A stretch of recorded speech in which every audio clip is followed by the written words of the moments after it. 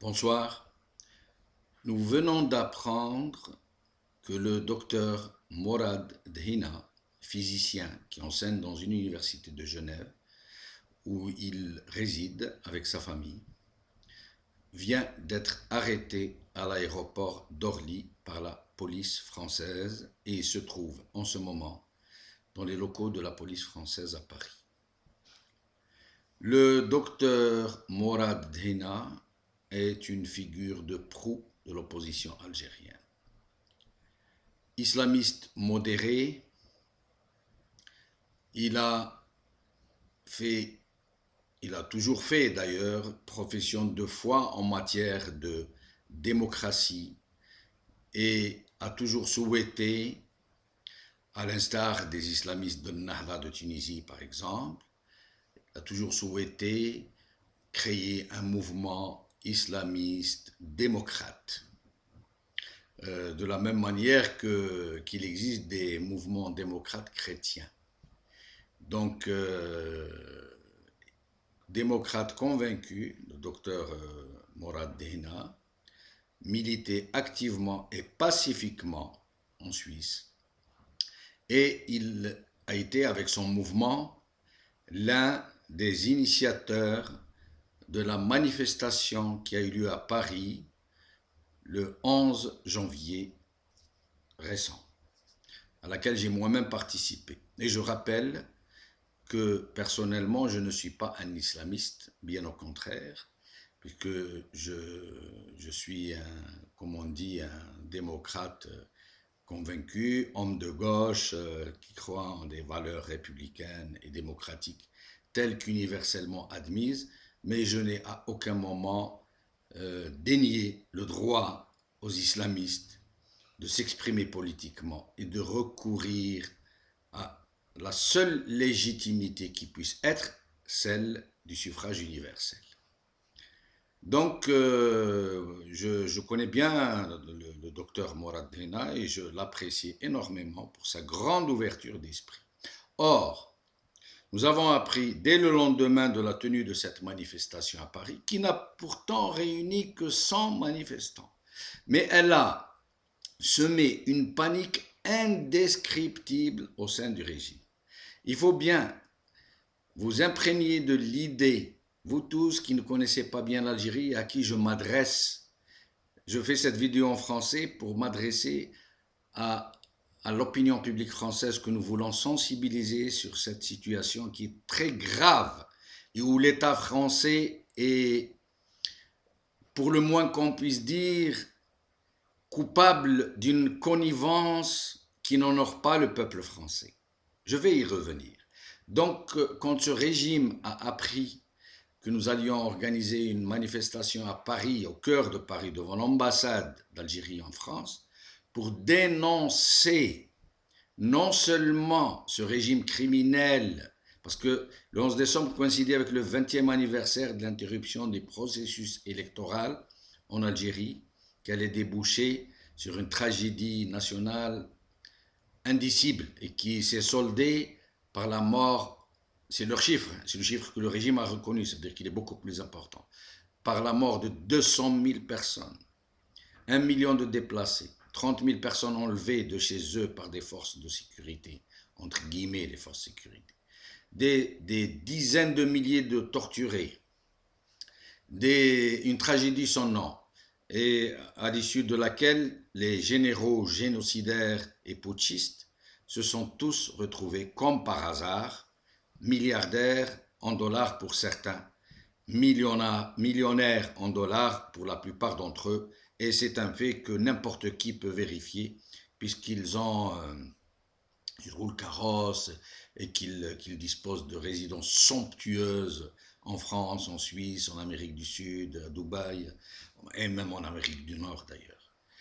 Donc, nous avons tout de suite appris au lendemain de la manifestation que le régime avait donné feu vert à la nouvelle équipe qui venait d'être installée au DRS. Le DRS, nous on l'appelle la maison de l'ogre d'Arghul.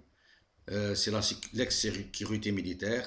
C'est le cœur et le noyau du régime et qui a donc délibérément mis en place dès 92 une vaste opération de terrorisme pédagogique, entre guillemets. Ça veut dire qu'ils ont mis en place, ils ont infiltré les groupes islamistes qu'ils ont retournés contre la population qui les a élus, qui a élu les islamistes pour les punir d'avoir voté pour les islamistes.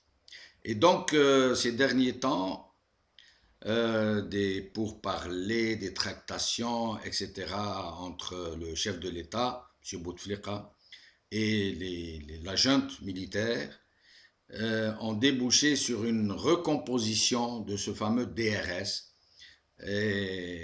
à la tête duquel ont été nommés de nouveaux généraux et généraux-majors, dont deux parmi les plus sanguinaires, ceux qui étaient des officiers opérationnels au moment de la grande répression, qui ont mis eux-mêmes la main à la pâte et auxquels nous avons promis, nous tous qui activons, qui militons pour la reconnaissance de cette tragédie et pour que les juridictions internationales puissent se saisir de l'affaire et poursuivre ces gens pour crimes contre l'humanité, crimes de guerre. Donc on leur avait promis que nous ferions tout pour qu'ils comparaissent et qu'ils répondent de leurs crimes.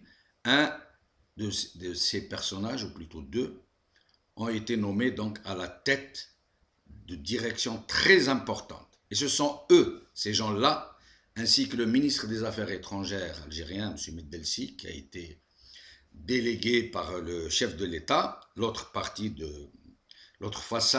face du régime, où ils ont été délégués pour faire une pression intolérable sur la France, accompagnée bien sûr d'un chantage à de très gros contrats et à peut-être même à un financement occulte de partis et de campagnes électorales. Ils ont mis le paquet pour que l'opposition algérienne en France ne puisse plus évoluer aussi facilement qu'elle l'a toujours fait jusqu'à aujourd'hui. Donc, et nous nous attendions à ce qu'il se passe quelque chose, mais nous ne nous attendions pas à ce qu'ils arrêtent Mourad Dehina, puisqu'il faut être complètement imbécile pour procéder à l'arrestation de ce leader qui est très populaire en Algérie et qui est très populaire dans les milieux intellectuels algériens de tous bords, sauf parmi ce qu'on appelle nous les demi-crates, ces faux démocrates qui sont réfugiés sous l'aile des généraux et qui racontent un peu partout que sont les généraux. L'Algérie a failli tomber sous les coups de boutoir du péril islamiste, et s'est retournée vers les âges sombres du Moyen-Âge, etc., etc. Donc, ceci exclut tout le reste des démocrates authentiques, véritables, connaissent et apprécient ce leader politique. Et donc, d'ailleurs, vous allez le constater par vous-même dès demain que la majorité du moins, des leaders de l'opposition vont tous faire des déclarations dans ce sens et condamner cette arrestation, pour ne pas dire cet enlèvement. Nous en appelons à l'opinion publique française et nous sommes disposés à lui fournir des informations gravissimes sur l'implication de certains des grands commis de l'État français, notamment parmi les services sécurité, qui mangeaient au râtelier de ce régime criminel, toute honte bue, qui allaient en Algérie et qui se faisaient recevoir comme des nababs, qui disposaient de jets privés pour aller au Sahara avec leurs familles, dont leurs parents et parentèle et clientèle obtenaient de très gros contrats, ouvertement, presque sans s'en cacher. Ces gens-là qui se sont commis avec un tel régime criminel et scélérat ont en réalité utilisé la raison d'État, cette trop commode raison d'État, pour se sucrer, pour prendre leur part du butin sanglant. Et à un certain moment, nous avions pensé que cette pratique avait pris fin, enfin, puisque nous avions passé cette fameuse décennie rouge, cette tragédie, et que ces gens, nous pensions-nous, avaient été échaudés par le nombre de scandales qui commençaient à les émailler et qui n'allaient plus s'y risquer. Je crois que nous nous trompions, puisque aujourd'hui, ils ont dû reprendre du service. Nous connaissons toute la nuisance du régime algérien, toute sa capacité à corrompre tous ceux qui l'approchent.